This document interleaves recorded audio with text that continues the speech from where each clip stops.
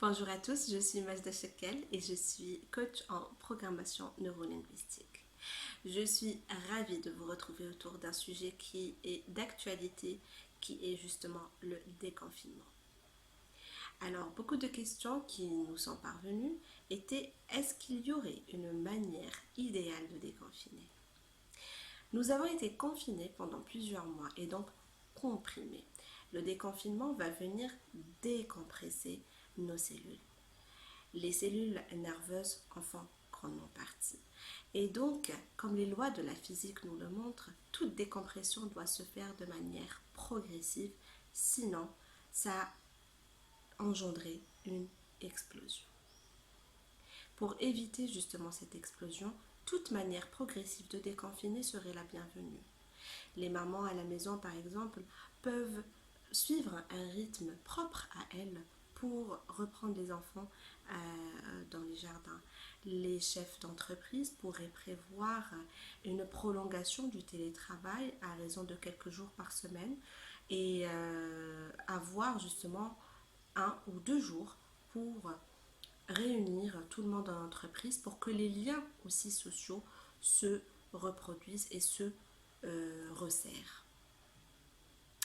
Alors, pourquoi justement on a cette appréhension du déconfinement? C'est parce qu'il y a ce sentiment de peur, ce sentiment qui est tout à fait normal.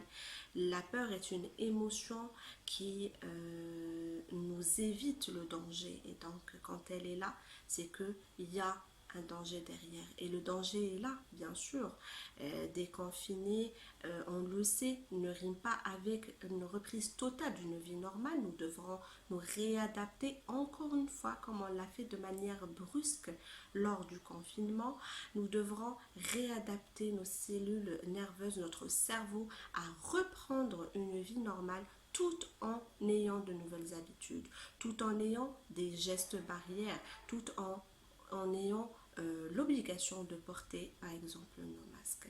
Ce qu'il est important, c'est d'accepter cette peur et l'utiliser pour nous et non pas contre nous.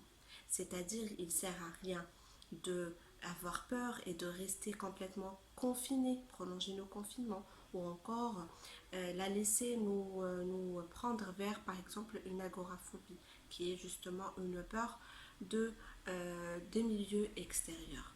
Utiliser cette peur pour reprendre une vie de manière plus saine aujourd'hui.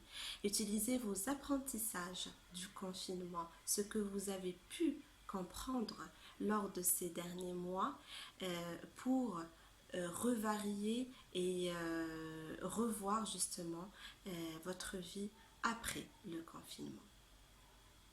J'espère que j'ai pu répondre à quelques-unes de vos questions. Je reste très ouverte et je vous dis à très bientôt. N'oubliez pas, nous sommes programmés pour vivre de tels changements. Alors, suivez-le et n'hésitez pas à poursuivre justement vos rêves.